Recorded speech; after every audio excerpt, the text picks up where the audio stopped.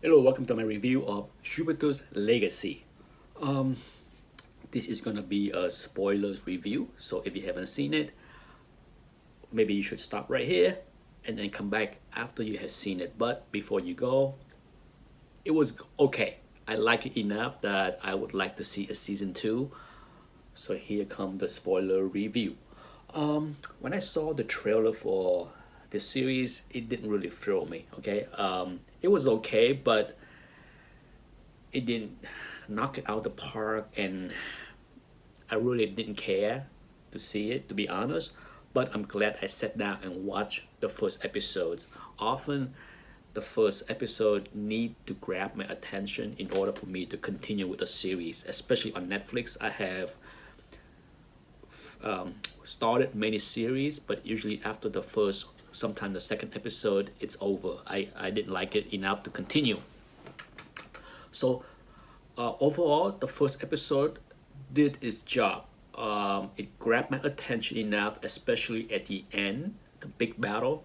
Um, Overall, the best part of this series for me is the acting. Surprisingly, what didn't grab me when I saw the trailer was seeing Josh. I'm gonna butcher his last name. Not a huge fan of Josh. Not that he's a bad actor, but he hasn't done anything that grabbed my attention. And then Leslie Bibb, she's okay. I'm not familiar with many other faces, but overall, that was a pleasant surprise. I believe that this is Josh's best work. Okay, I have seen him in many things, and often nothing special. But this one, I think he did a really good job. There's nothing to complain about Josh acting here for the first time in a long, long time ever. I think he did a really good job. So hats off to him and the cast. Okay, the acting. This is an expensive, good-looking show, no doubt. The CGI, sure, if you've seen enough superhero TV shows and movies, the costume is nothing. It's not okay.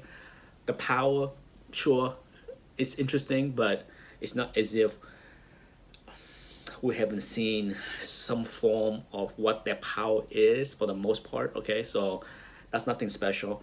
The story itself is interesting. What grabbed my attention in the beginning, but also one of the things that I didn't like for the rest of the series is the code. Okay, how things ended in the first episode and then carry on throughout the series. It is, thou shalt not kill kind of honor code.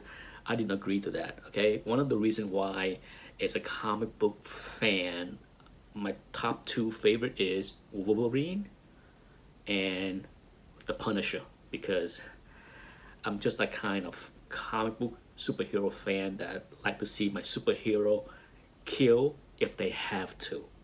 Okay, and to me, I didn't have a problem with the code. I have a problem with how it was set up, because the son was put into an impossible situation, in my opinion. And so he didn't have a choice to choose his father or the death of everyone there, or to kill the bad guy. So to me, that was kind of not play out well in my mind, even though I understand the reason why they have that honor code, especially as they harp on that point every episode for the rest of the season. The relationship between his son and him and his daughter, that's tough to see. Okay, it's the acting was fine, but at times it's a little bit thick for me as far as a continuing problem with his daughter. I can see a mile away how his daughter's gonna end up dating that guy that can teleport with the stick, right? Um, a lot of what I saw on the screen, I was able to predict ahead of time, except for the twist at the end with his brother. That surprised me. The last two episodes surprised the heck out of me. Okay, because I can see George involvement from the very beginning when he showed up back in the 1920s.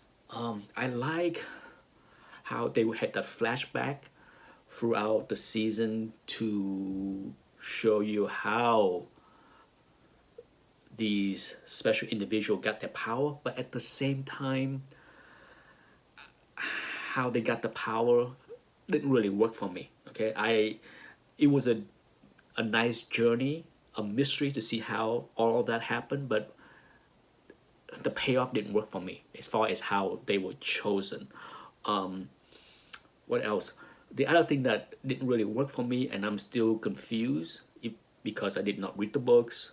I have no idea if this series deviate a lot from the comic books, but sure, these special individuals got their power decades ago, and their offspring inherit other powers or same power or similar powers. Okay, how is that there are so many other superheroes? How did and supervillains? There are plenty of bad people with power. So how did all of those people got their power?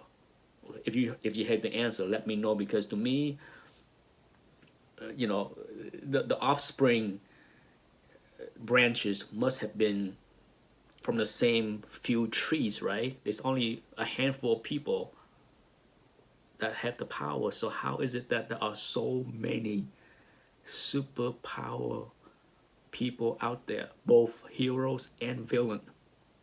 So maybe I missed something, but anyhow, overall, I like the series enough. Some of the stuff didn't really work for me, but overall, it worked enough that I want to see a season 2. And that's my review for Jupiter's Legacy. Thanks for watching. Bye bye.